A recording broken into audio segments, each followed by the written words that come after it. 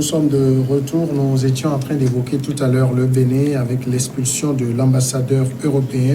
L'Union européenne, de son côté, veut calmer le jeu. On continue d'en parler. On accueille sur le plateau Rodrigue Aego, qui est correspondant au Togo de Radio Canal-K Suisse. Bonsoir Rodrigue.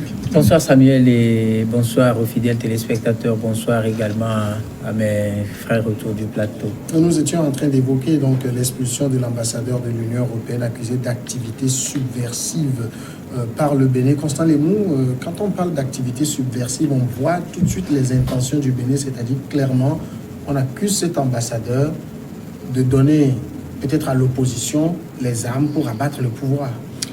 C'est possible. En tout cas, c'est ce que sous-entend la terminologie employée par la diplomatie béninoise. Activité subversive, est-ce qu'il est un trafiquant de drogue, un trafiquant d'armes? Mais sûrement qu'il s'est inscrit à porte-à-faux par rapport à l'orientation que les autorités donnent à la vie politique. Sûrement que les rencontres de cet ambassadeur avec l'opposition béninoise se fait dans un cadre plus ou moins informel. Les autorités ne sont pas informées de ces rencontres. Là, si c'est sur information venue d'une manière officieuse aux autorités que voilà, ces rencontres-là se passent, ainsi de suite, l'ambassadeur n'a pas cette liberté de mener des rencontres politiques avec n'importe quelle organisation du pays à l'insu du pouvoir en place. Ces rencontres se passent au Togo entre les ambassadeurs et les organisations politiques, mais c'est au vu des autorités qui ne s'opposent pas à ce type de rencontres. Mais s'il y a vraiment une certaine collision entre les activités de l'ambassadeur et les organisations politiques de l'opposition, surtout que ce n'est pas vraiment la bonne ambiance entre le pouvoir et son opposition, évidemment, le pouvoir se sentira vexé par de ces rencontres qu'il considère comme un soutien à l'opposition contre le pouvoir. Je pense que c'est sous cet angle que je peux comprendre la terminologie utilisée par le pouvoir béninois. Rodrigue, est-ce que ça veut dire que du côté des autorités béninoises, on veut des diplomates dociles? Bon, est-ce qu'il faut parler de diplomate docile? Non. On veut par exemple que le diplomate soit un béni oui. Il dit oui à la politique actuelle pratiquée par le gouvernement du président Talon, même si cette politique n'est pas susceptible de favoriser un certain climat qui permette à l'Union européenne de développer ses propres projets sur la base, bien sûr, de leur partenariat entre l'organisation et le Bénin. Ça se passe ailleurs. Vous savez, dans la plupart de nos États, lorsque le diplomate applaudit tout ce que le gouvernement fait, il est bienvenu.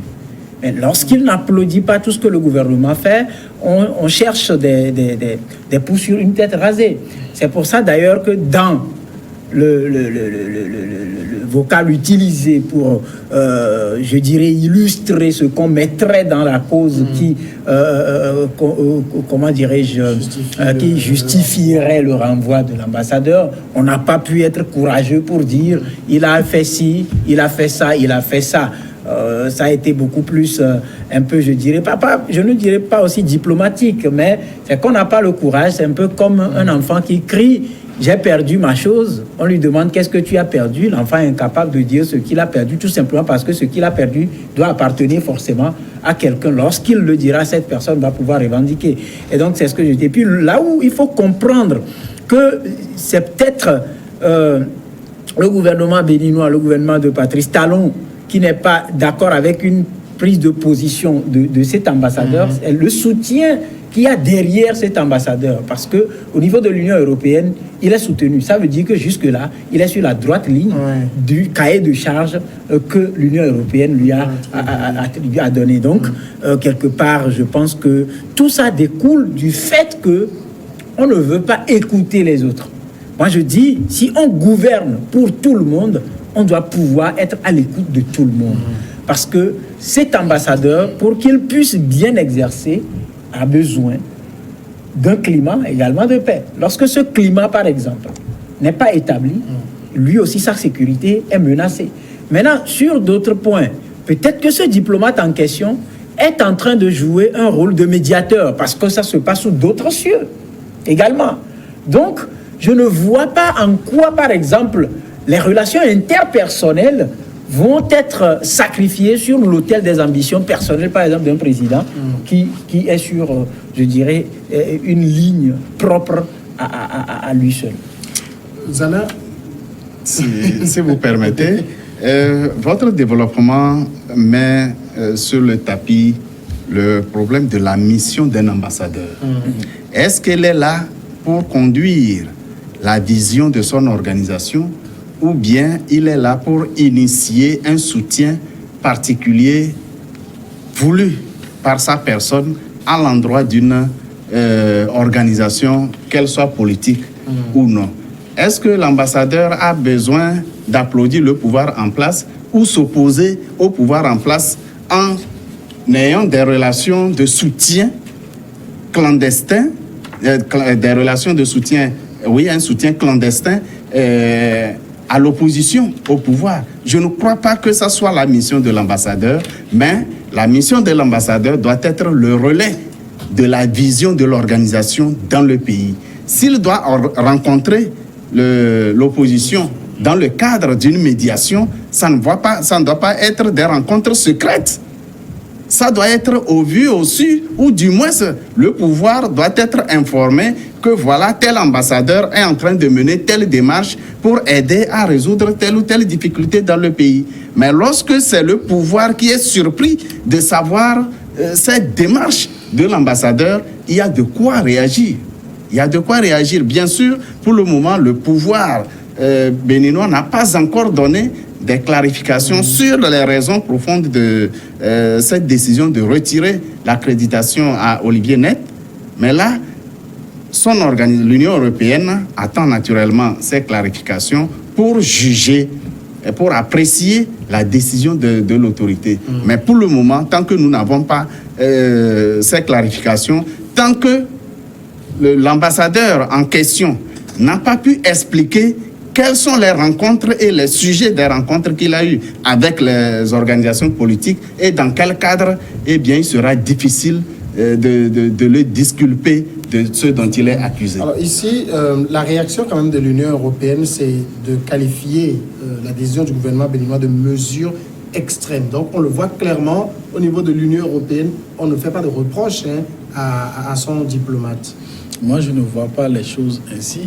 Parce que si vous avez lu comment les faits ont été commentés ici et ailleurs, vous remarquerez qu'ailleurs, il y a d'autres diplomates de l'Union européenne qui ont dit que dans ces conditions-là, les normes voudraient dans un premier temps que l'on appelle, que l'on convoque l'ambassadeur, on lui fait des reproches, et si c'est fait perdu, là, on l'excuse. Ça veut dire qu'il y a une forme de reconnaissance qu'il y a des choses qui ne sont pas normales, des actes anormaux qui ont été posés.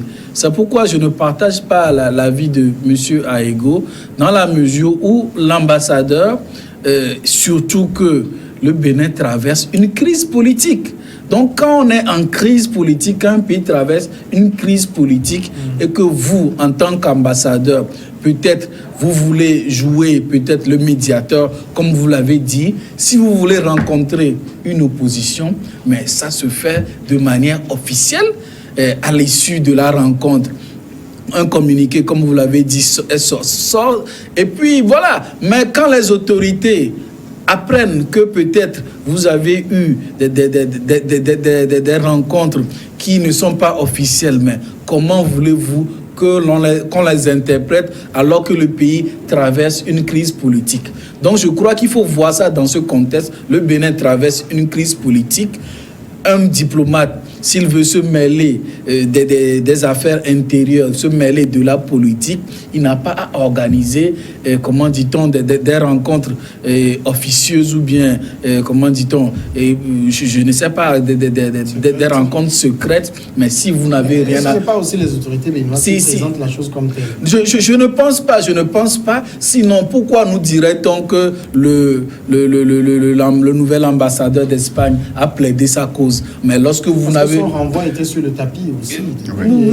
Oui, c'est-à-dire que si vous plaidez la cause de quelqu'un, ça veut dire que, bon, voilà, normalement, s'il n'y avait rien à reprocher, mais ce serait une position, mais nous ne sommes pas d'accord. C'est comme ça, nous ne sommes pas d'accord, le gars n'a rien à se reprocher. Et on est dans un monde diplomatique, je ne crois pas que dans ce monde diplomatique, il faut aller écrire un communiqué tel s'il a rencontré tel monsieur, ce serait créer de la surenchère dans le pays, le parti politique ou bien l'acteur politique aussi va commencer par commenter là-dessus. Là, on est dans un langage diplomatique, les mots sont mesurés. Je crois que les interlocuteurs, ils ont compris. Je crois que vers l'heure où nous sommes, c'est l'heure à laquelle Air France atterrit au Bénin. Le gars, il devait être à l'aéroport actuellement. Non, mais je ne suis pas... J'ai parlé, j'ai parlé de supposition en parlant de médiation. Mais tel que je le dis, je ne pense pas que la mission d'un ambassadeur, c'est qu'il vienne comme ça tenir droit, un béni oui, qui avance comme un mouton et qui, je ne sais pas, non. Et je ne reste pas sur les lignes d'un certain écrit du gouvernement béninois pour donner raison ou tort à X ou à Y. Mais j'ai parlé de relations interpersonnelles sous d'autres cieux. L'ambassadeur qui veut par exemple déjeuner avec son ami Samuel n'a pas besoin d'aller écrire une lettre par exemple au ministère des Affaires étrangères ou au gouvernement de ce pays-là pour dire oui, ce soir je vais déjeuner avec mon ami. Mais ça ne se fait pas en tant que diplomate. Pardon? Ça ne se fait pas en tant que diplomate. Pardon? Ça ne se fait pas. C'est peut-être la première fois que je l'entends. Vous ne pouvez pas rencontrer, ne pouvez aller dîner avec lui juste parce que c'est votre ami. Non. Là, c'est la première fois que je l'entends. Peut-être j'ai eu à côtoyer des diplomates. C'est pour ça que je mets l'accent sur... Cela ne donne pas force. Je vais aller au fond. C'est pour ça que je mets l'accent sur ce qu'on appelle relations interpersonnelles. Et si on ne peut pas pouvoir distinguer relations interpersonnelles de mission, non, mais écoutez, ce n'est pas qu'ailleurs. On était dans ce pays. Il y a un ancien ministre, par exemple, ou une forte organisation qui doit célébrer sa fête n'invite pas officiellement le gouvernement togolais, mais invite ce dernier qui était en difficulté avec le gouvernement togolais à sa fête. Donc, vous me direz que on a envoyé un courrier demandant au gouvernement l'autorisation d'inviter. Quand on parle d'amis, j'ai vu ça dans d'autres pays. Une fête, c'est officiel, c'est en public. C'est plutôt dans un contexte. Non, c'est public. Écoutez, public. Une fête, si je me tiens à côté, ce n'est pas en catégorie. N'oubliez pas que ce n'est pas un document de 100 pages ou des propos à remplir 1 heure d'horloge qui constitue, je dirais, une réunion officieuse. Quand je prends mon verre, Samuel tient son verre. En 2 mots, on a dit ce qu'on a dit en public. C'est pour ça que je mets l'accent sur relations interpersonnelles. Chacun a sa façon de concevoir la chose. Mais tel que je le dis, peut-être que d'ici là, on sera fixé. Le problème aujourd'hui, ce n'est pas le départ de l'ambassadeur. L'ambassadeur peut partir.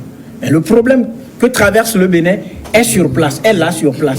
Et donc, comme je le dis, si peut-être dans l'approche, c'était une sorte de médiation, et que tout le monde sait qu'aujourd'hui, Patrice Talon voudrait qu'on dise qu'il est le seul coq qui chante dans la basse pour le Bénin.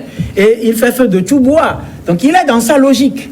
Maintenant, si c'est ça qui va l'aider à régler son problème au Bénin, ben bon va.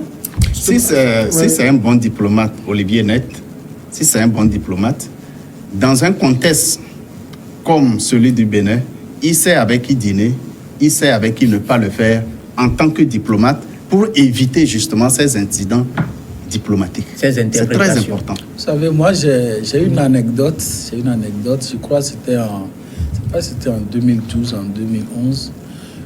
C'était au Nigeria. Le directeur commercial marketing de Coca-Cola, il était allé à une fête privée. Il a demandé, lors du service, à boire du Pepsi. Il a été renvoyé pour ce fait. C'est l'anecdote. Ça veut dire ce que ça veut dire. En tout cas, on va continuer. On va aller au second sujet. J'avoue que sur le second sujet, je me suis complètement trompé des dépêches. Parce qu'en préparant le sujet, j'ai pris bien la Guinée, j'ai lu, mais après, en copiant, j'ai copié carrément un autre sujet sur mon bout de papier. Mais en tout cas, on va t'aider. C'est la Guinée avec la libération des leaders de la société civile. Est-ce qu'il s'agit de mesures d'apaisement, Zana? Bon, moi, je ne pense pas que ce soit des mesures d'apaisement. Ce qu'on appelle mesures d'apaisement, c'est lorsque c'est une décision politique. Mais là, c'est une décision de justice. Est-ce qu'on peut les appeler les prévenus? Lors de l'audience, leurs avocats ont demandé leur liberté provisoire ou bien mise en liberté, comme on le dit actuellement. Le procureur aussi a abondé aussi dans le même sens. Et la justice a, à mon avis, pris, n'est-ce pas, une décision juste. Parce que lorsqu'on organise des marches qui parfois débordent, non pas parce que nous sommes responsables, mais parce qu'il y a eu des échauffourées qui ont, n'est-ce pas, fait monter la tension d'une part et d'autre, on ne peut pas vraiment accuser les organisateurs d'être vraiment comme des gens qui veulent déstabiliser le pays, alors que les revendications sont connues à l'avance. Eux, ils sont pour le respect de la Constitution, la limitation des mandats. Comment dit-on que prévoit la Constitution actuelle? Monsieur Alpha Condé, il est en fin de mandat là, il décide de faire une modification pour se prévaloir, n'est-ce pas, d'une mise à zéro des compteurs, comme on le dit. Donc, ces personnes n'ont pas, n'est-ce pas, leur place en prison. Ce ne sont pas des brigands. Et on comprend que la justice n'a fait que dire le droit. Ce n'est pas une mesure d'apaisement parce que ce n'est pas une décision politique, à mon avis. C'est vrai, Constant, on peut dire que la justice n'a fait que dire le droit, mais fondamentalement, ce n'est pas parce qu'elles ont manifesté qu'elles sont en prison. On leur reproche le caractère que ces manifestations ont pris. Pour savoir si c'est une mesure d'apaisement ou non, il faut remonter à pourquoi ils ont été arrêtés. D'où venait l'ordre d'arrestation et pour quel motif ils ont été arrêtés. Pour organisation de manifestations violentes ayant occasionné des dégâts. Est-ce que la loi guinéenne prévoit que toute organisation dans ce contexte ou dans ces conditions puisse être arrêtée ou non? C'est au regard des tests que les juges ont sûrement trouvé mieux de les libérer. Mais je doute. Il doit y avoir une consigne politique. Et moi, je vois cet acte-là, au-delà de l'indépendance de la justice, une mesure d'apaisement. Sûrement, le pouvoir a trouvé que, au lieu de les garder, ça pourrait enflammer davantage la situation. C'est mieux de les relaxer. Et là, les juges ne trouveraient pas autre chose que d'évoquer leur innocence dans ce qu'on leur reprochait.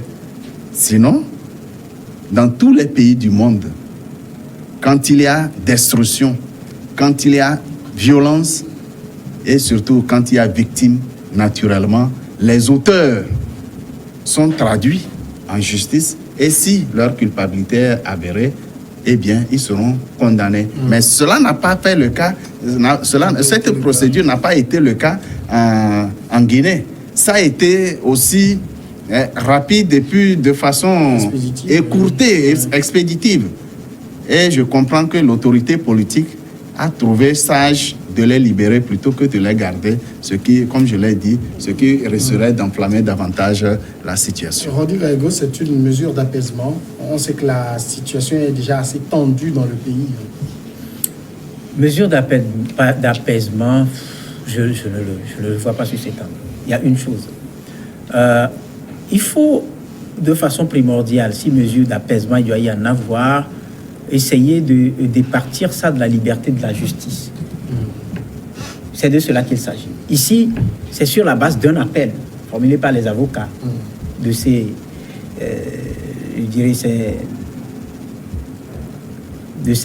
responsables du Front national de la Constitution. Voilà. Et c'est sur la base de cet appel qu'ils ont été libérés. Dans un premier temps, ils ont été condamnés.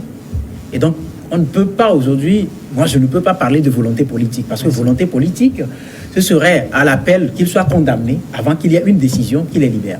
Si on admet que c'est une volonté politique, ça voudra dire qu'il y a manipulation de la justice. Ça voudra dire que la justice est sous les ordres, aux ordres donc de qui on sait. Alors, vous voyez que les plateaux de la balance sont à mi-volée, équilibrés, déséquilibrés. Mais ce qu'il faut noter ici... Vous êtes en train de dire que c'est simplement une décision de justice. C'est une décision de justice, un dossier vide. Un dossier vide, parce que les avocats, si vous les suivez, quand on parle de destruction, on parle de mort. On a tiré sur des gens. Est-ce que ces organisateurs sont des porteurs d'armes? Je dis non. Et est-ce qu'aujourd'hui, c'est un peu comme ce qui s'est passé en Côte d'Ivoire. On a dit, s'il faut par exemple reprendre cette affaire-là, on devrait amener tout le monde au niveau de la CPI. Parce que si on admet qu'il y a des organisateurs d'une part, il faut admettre que de l'autre côté, il y a des gens qui ont tiré à balles réelles sur les manifestants. Alors, dans les deux cas, destruction ou pas destruction, là, les responsabilités se situent à quel niveau? Parce qu'avant d'organiser, il y a aussi des critères. C'est un peu comme quand nous prenons la loi portant manifestation dans la plupart de nos pays. C'est une loi qui est lue, chacun selon son angle. Je veux juste arrêter ça. Je sais comment lire ça et l'interpréter à ma façon pour l'arrêter. Maintenant, on est dans un contexte où la Guinée traverse une période où le combat est mené contre le toilettage de la Constitution.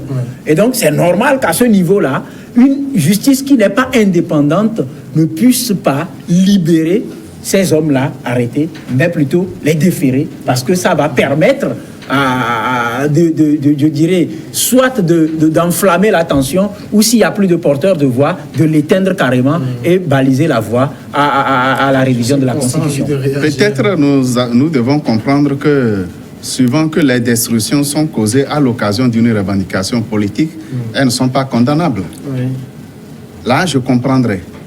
Mais si les tests disent, eh bien, quand quelqu'un se rend auteur, quelqu'un est auteur d'une destruction, d'une organisation violente, la personne est sous le coup de la loi, je ne vois pas pourquoi on ne condamnerait pas les auteurs qui ont causé cela en Guinée.